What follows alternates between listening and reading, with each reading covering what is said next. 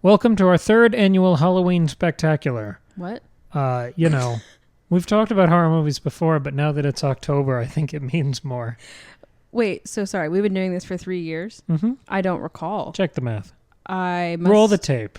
Maybe you did this alone. Maybe you did solo episodes for like 2 years. Yes, I've done 100 spare solo episodes to fill in the gaps. Where are they?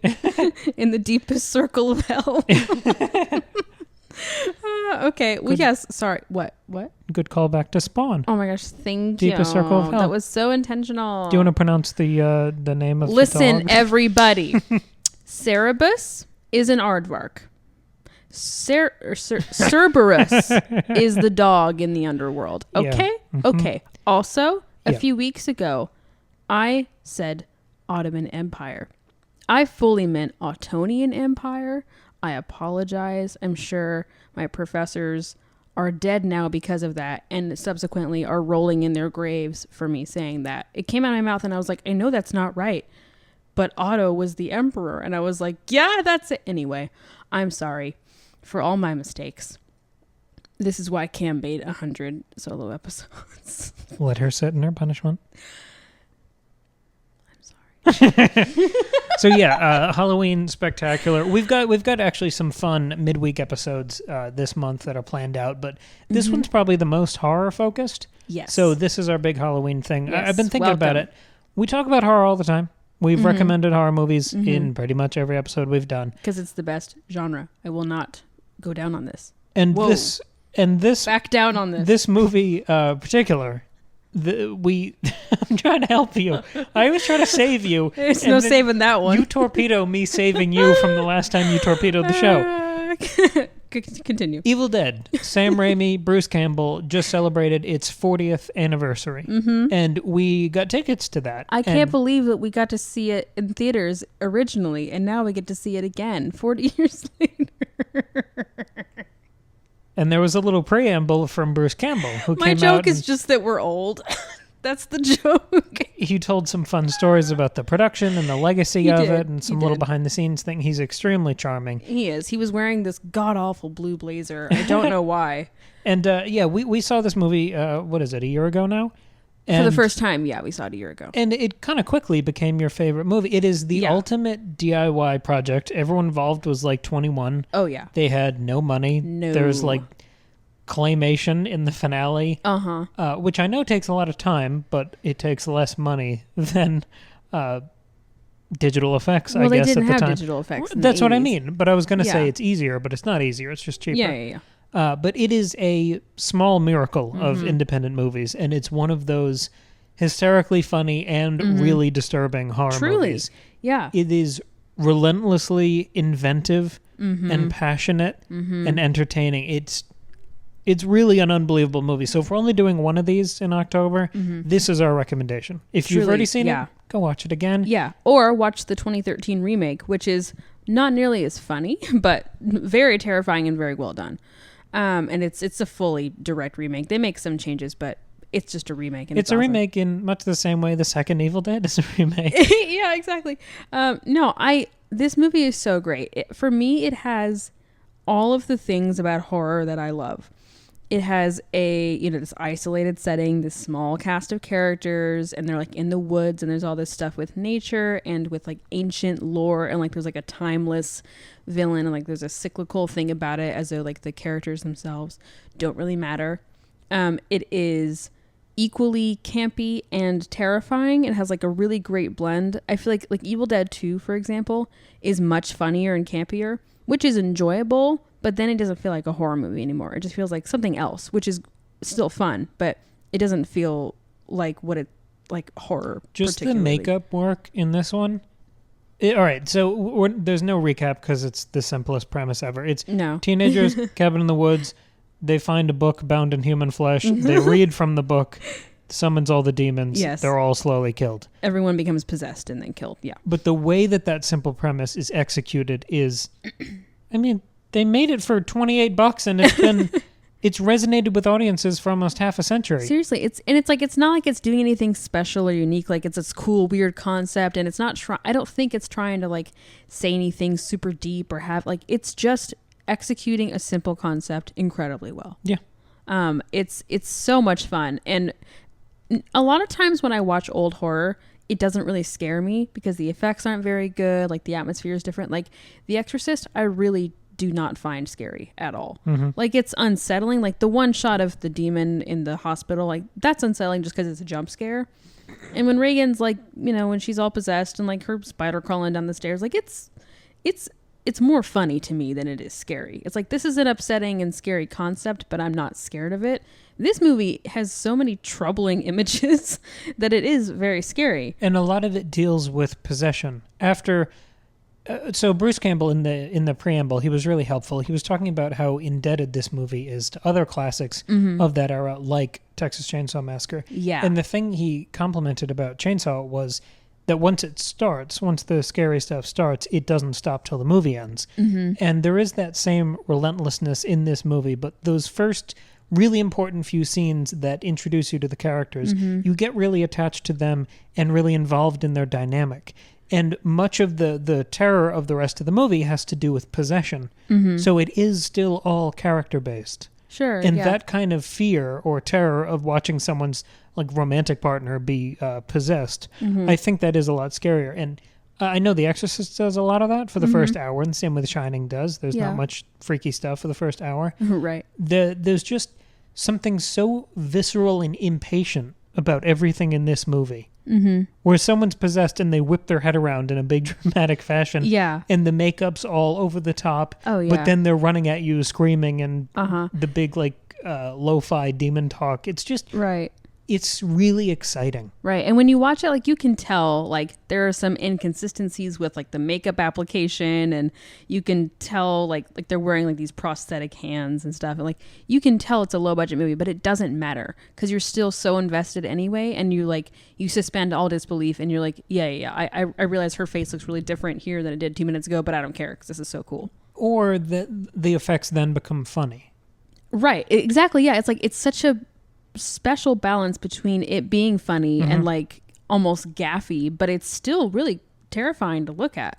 Like, but it's really impressive. That great dichotomy of either actually being scared by it or being really entertained by how like goofy and not good it is, it makes the movie unbelievably charming. Because you love it for the parts when it's bad, but you also love the parts when it's good. And there are parts in the script where some possessed woman is walking towards Ash, who's the main character. That's Bruce Campbell. Yeah. And he's like holding the axe and not doing anything with it. He's not hitting her. He's not being all aggro and masculine. Yeah. He's just like very politely holding the axe in the background of the scene.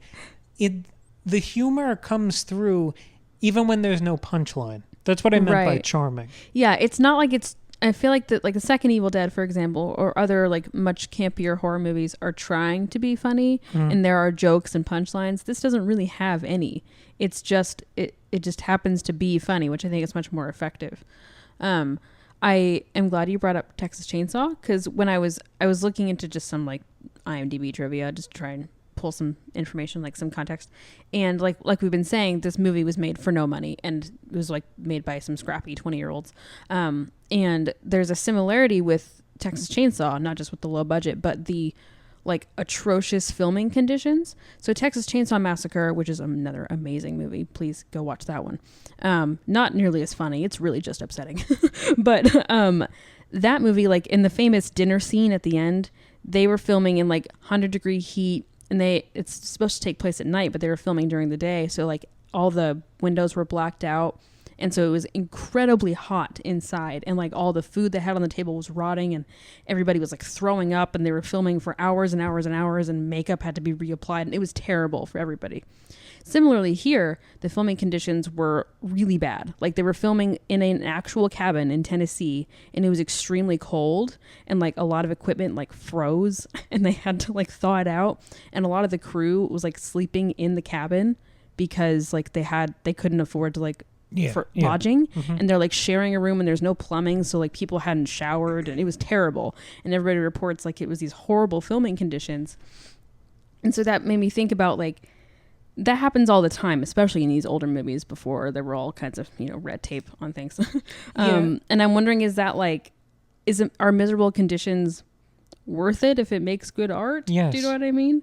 And then I thought about like Shelley Duvall in The Shining. But I know, and I thought of that too, but that's different. Yeah, that's like just abuse. It's just full abuse. A director tormenting an actor is different than the weather sucked. Yeah, right. But like also apparently like Sam Raimi, the director of Evil Dead, was apparently like he shot for like notoriously long hours and like was pretty not a Fincher. Yes, like and like perfectionist and he wasn't kinda. like a dictator sort of director, but apparently he made it difficult. Yeah. And so I just wonder like what is that? Well, he also didn't know what he was doing.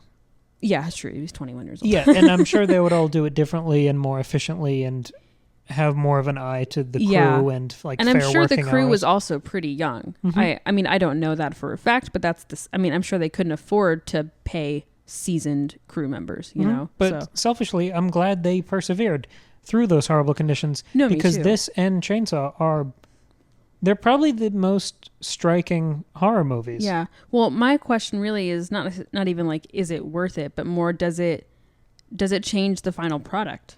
Like, do you think that if they'd had not even a big budget, but just budget enough to have comfortable filming conditions and like plenty of time, and like everybody was well fed and showered, like, do you think that would have changed the final product? And probably, unfortunately, for the worse. Because there are scarier, better produced movies, definitely, that I've seen. Of course. Especially in horror. There are things with, $100 million budgets now. Mm-hmm. But they're...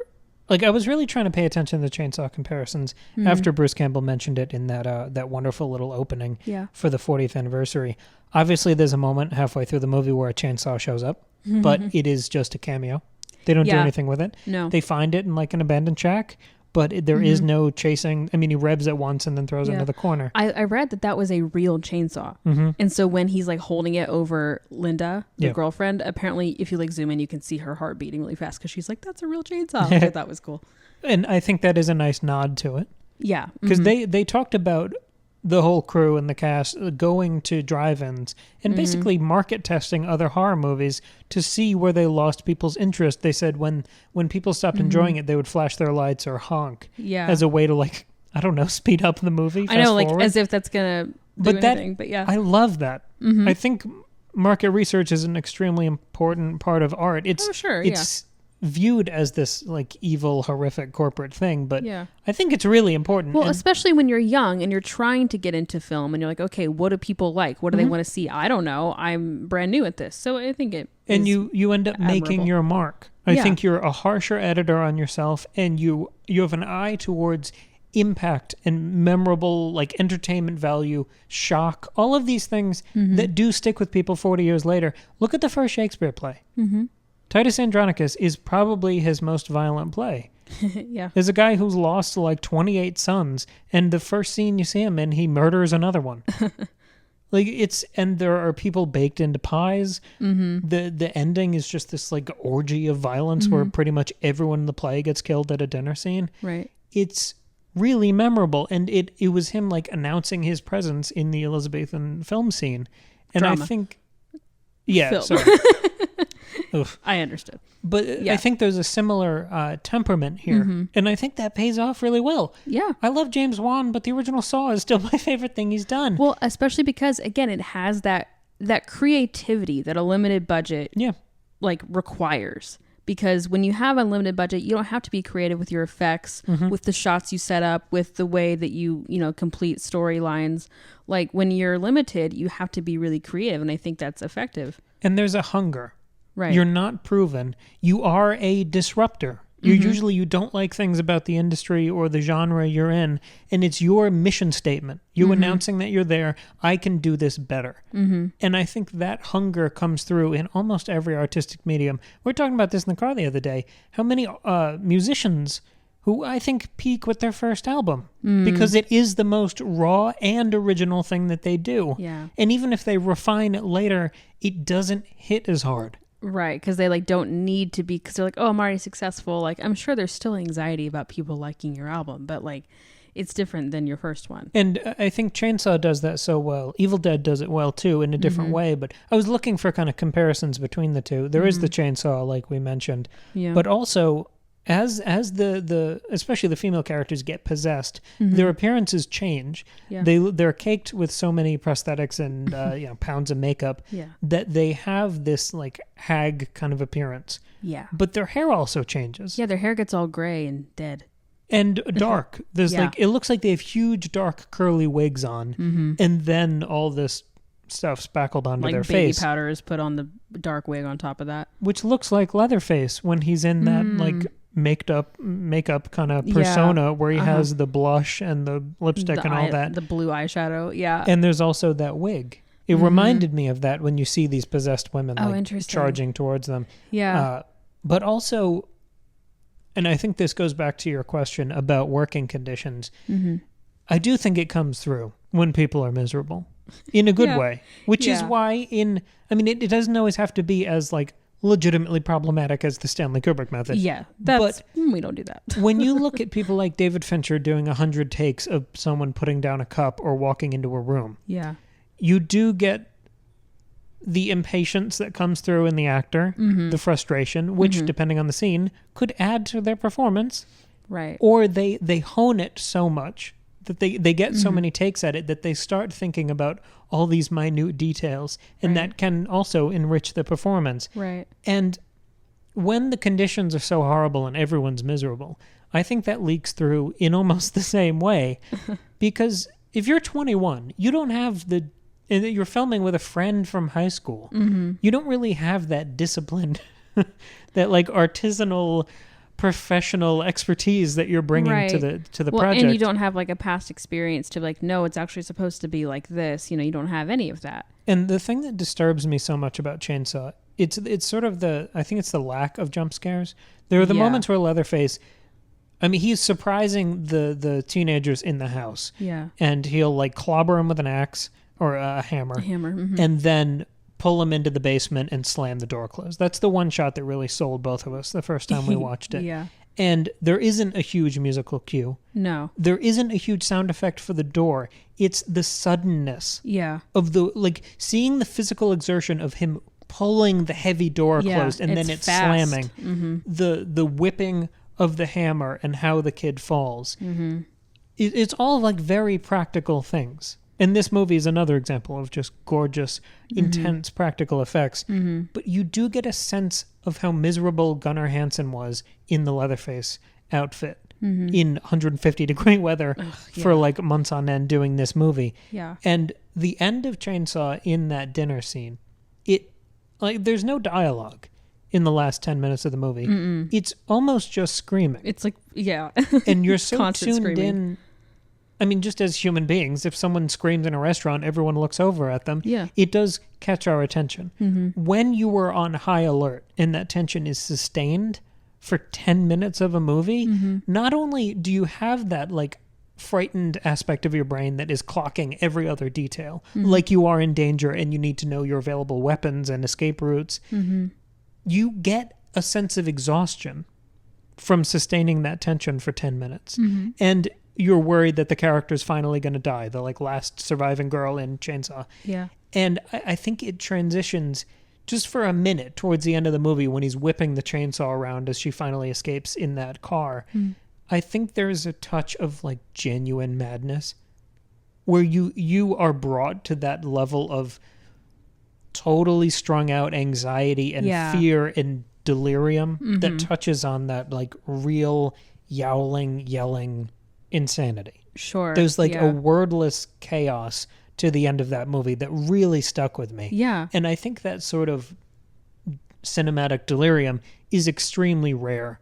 I'm not saying it necessarily requires bad working conditions, but Evil Dead hits that same high for me. Yeah. Well, I was going to say, like, it's not as serious or intense in Evil Dead because there's humor to that movie, but there is a sort of, like, the last half of the movie, there's not a whole lot of plot. Like, it's just pretty frenzied. It's just like scene after scene of like of Ash, because pretty quickly Ash is the only survivor left, and he's just trying to figure out like, what on earth do I do? And he's like trying to deal with like his sister in the crawl space, and his girlfriend sitting in the doorway just giggling, and then his friend like on the couch, and like he's just constantly like trying to figure out what to do, and there's like no real direction. Like there's not much of like him figuring out what he has to do, like, and it's like a thriller mystery where it's unraveled and solved by the end. Like, it's just, what on earth do I do? And it's chaos for 45 minutes. Yeah. And then he realizes at the end, oh, I have to burn the book. And it's like, that's it. There's no like build up to it. Yeah. No, it's so frenzied. It's an endless stretch of people yelling too. And the only dialogue is him whispering like, shotgun, need the shells.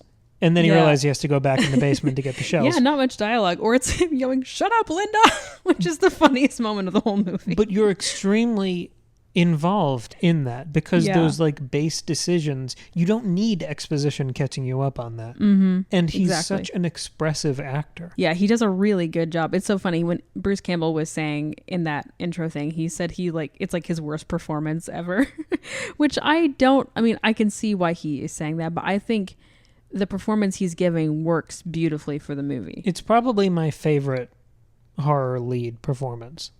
Yeah, honestly, it might be mine as well. Because like there are plenty of other iconic ones, but I don't know. His is pretty special. And having seen it twice now, I definitely caught different things. Mm-hmm. But I was also paying attention to more subtext things this time. And one of the things that really hit me was the necklace.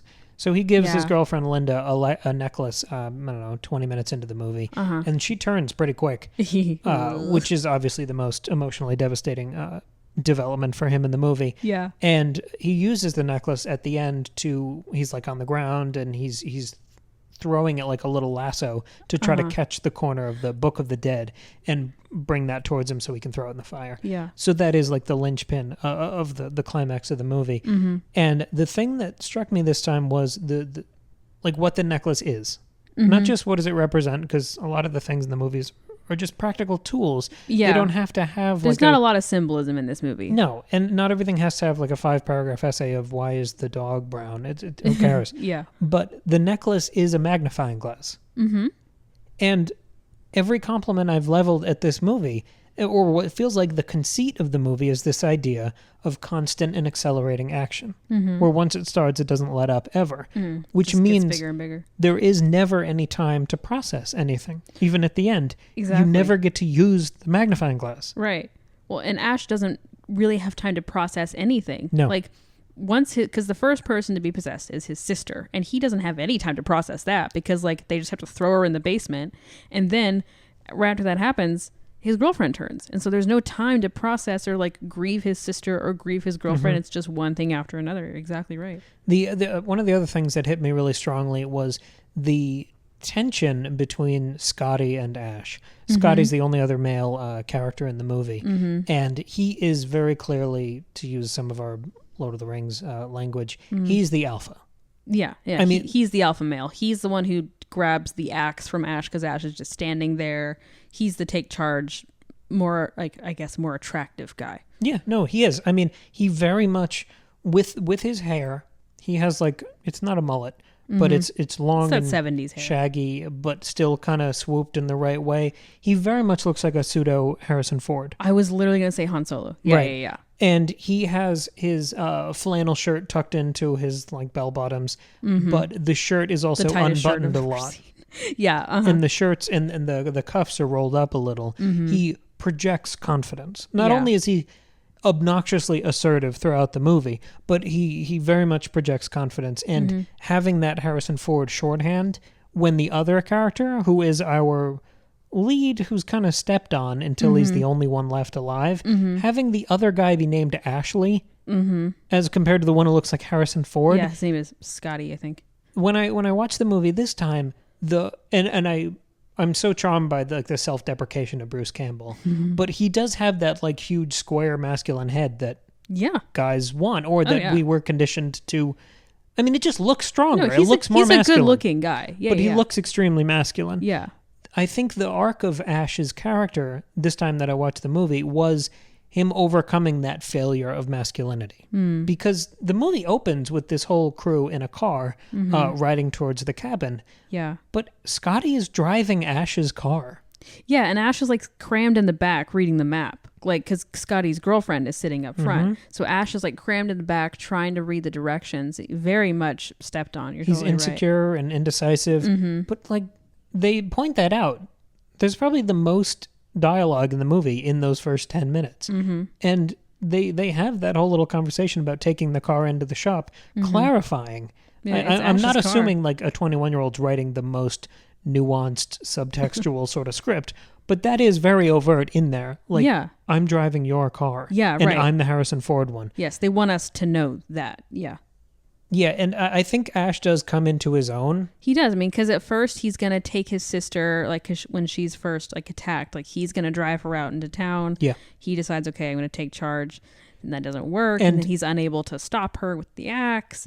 And when Scotty's girlfriend is possessed and then they kill her, Scotty tries to bury her outside. Yeah. And then almost on that shadow of the dominant figure, like there's an echo later in the movie when Linda dies and Ash goes outside and tries to bury her. He's mirroring Scotty's behavior. So even after Scotty's really not in the picture anymore, Ash is still living in that shadow. And he does become the more traditional masculine hero by the end of the movie. He's got the shotgun. He has a couple good one-liners and he's killing the demons. Yeah. But then the final shot of the movie is the demon streaking through the house and getting him. Yeah. So there is, I think even towards the end of the movie, there is that failure of masculinity. Yeah. And I thought that was, not only is that a fascinating arc for a male lead character, because I feel like if that was done today, it might feel more clunky than it does here. Yeah. Because I think that kind of arc for a male character can be overthought. Yeah. For sure. And there is something raw about having a bunch of 20-year-olds who are just very honestly expressing what they're thinking and where their character should be in that moment. The clumsiness, I think, adds to the interaction and the gender politics of the moment. I was really impressed by it. Yeah. And like one of the other tropes of horror movies at this time, it's so been addressed and changed now, is like the final girl thing and the idea of that anyone who's sexually promiscuous dies immediately. But it's the virgin in white who survives at the end. Yeah. And like we've done it to death over correcting that cliche. Like everyone knows now and everyone knows it's bad and everyone pivots away from that. Yeah. I think that's, whatever. Yeah. But I'm really interested in the tree scene. I was going to talk about the tree scene. So there's a scene where the tree, I don't know. A tree sexually assaults a woman. And like, I know that's how people refer to it. Yeah. I don't know how they referred to it at the time, but that's the only way to watch that scene. Yeah, that's all it is. Yeah. And it's weird because I knew that was coming and I was kind of half dreading it just because it's weird. Yeah. I mean, when I first saw it, I knew that was a scene that existed. Yeah. So I was prepared for it. And when I first saw it, I was like, I didn't like that. And then the second time watching it, I still didn't like it, but it struck me as even more odd because what I noticed was that they kind of make the way that the actress is performing, it's almost as though she's like half enjoying it, which was pretty unsettling for me. I didn't like that at all at first. And I was like, so my first impression was, okay, well, it's the 80s and we gotta sexualize everybody. But I thought about it more. Well, did you want to? No, you finish. I think it's kind of interesting because I mean, I just said it. It's unsettling, and it's a horror movie. It's supposed to be unsettling. So, and this whole idea is that the woods are taking over. This evil force in the woods is taking over all of them, and it's taking control and it's manipulating all of them. Yes. So I thought not only is this a like physical violation of Cheryl, but it's also like a mental violation, an emotional violation. It creeps into her in more than one way, and it makes her it forces her to sort of enjoy it, and that's really upsetting. And the demon, I guess, if you want to call it that, who possesses all these characters, is extremely manipulative. Like you said, it's very involved in Ash's psyche to the point where it is possessing people and then snapping back their physical appearance to before they were all screwed up by this stuff. And they're acting like they're okay, and she's like, Ash, let me out of here. Like, what are you doing? So it feels like a mental parasite in the cabin, where the actions of the demon are interwoven in Ash's mind to upset him. And I noticed more this tree scene as it sits in the running order of this movie, in the plot of the movie, because the camera's panning away from Ash and Linda almost sleeping together, and then it shifts into the woods, and you see this happen to Cheryl. Yeah. And it felt like this nasty parasitic demon seeing that sexual energy and I don't know, like taking it over, stealing it, warping it, perverting it. Well, and it is a nice reversal of the like final girl thing, because instead of like the promiscuous characters being killed first, it's the virgin. Like she's wearing a white robe. She's not with a partner on this trip. She's alone. She's just brushing her hair innocently at her like vanity. And then she's the first one to go. So it's a fun like reversal, and then of course it's reversed with Ash being the final girl when he's actually Ashley, right? Yes, Ashley. And there are so many shots of the demon like looking in the windows and studying the characters. It felt like it could see Ash and Linda, and then it went and does this thing to Cheryl. Like that is part of that. It's learning from something and making it worse. Yeah, like it does kind of throughout the movie. The thing that's possessing the sister who's in the crawl space, like the I don't know, lid. What do you call door? that? Trap door? Little trap door. It kicks up a little, and you can see her mangled, demon face. That's the most upsetting image in the whole movie. Is every time it's a shot of her in the crawl space. It's not. It's not a nice image. It feeds off of their fear. Because they're constantly looking at it and addressing it, and the camera is shooting from her point of view. So there is that, again, that parasitic feeding off of that energy. Yeah. And when Ash finds that Linda is infected, and that's again like the demon following the track of his mind, predicting and perverting his thoughts. Yeah. He goes in the room where she's resting and recovering from whatever recent terror happened, and he pulls up the comforter and looks at her leg where she was stabbed by the demon the previous scene. And the ankle with the pencil. Yeah, and you see the corruption spread, and then she's like instantly possessed. Yeah. Later on in the movie, the Linda demon scratches up his leg and tears away all the flesh from that same spot. Oh, cool. Yeah. So there is this constant like machine learning of the demon, and in that, like noticing that pattern this time, it made more sense, I think, the tree scene for me, because it felt like such an awful perversion of the scene that precedes it. Yeah, no, you're totally right. It is it's bothersome. It's upsetting. But a lot of this movie is upsetting. This is just a different context for that. Yeah, I did read that Sam Raimi said he later regretted doing that scene, but it's hard to tell if he genuinely does, or if he's kind of like, maybe he means it more like, I wouldn't put that scene in a movie now, given the climate. Like, it's hard to say. But yeah, I mean, all of that changes. Yeah, like no one would make that today. And I understand why, obviously. But also I think it still has an interesting function in this movie for its time. I want to call back to a couple of the other horror episodes we've done here. We talked about the exposition character. And having the scene like with the eyebrows furrowed. Like the professor who has to tell you everything, or like the internet search scene, or the library search scene. The laptop scene. Yes. You're researching and you see like a woodcut of the demon and you learn the rules of the magic system. Yeah. And instead of having that here, or the expert character, and I applaud them not having an expert character, because I like how limited this cast is. It makes it feel more like a play, kind of. Yeah, and more real.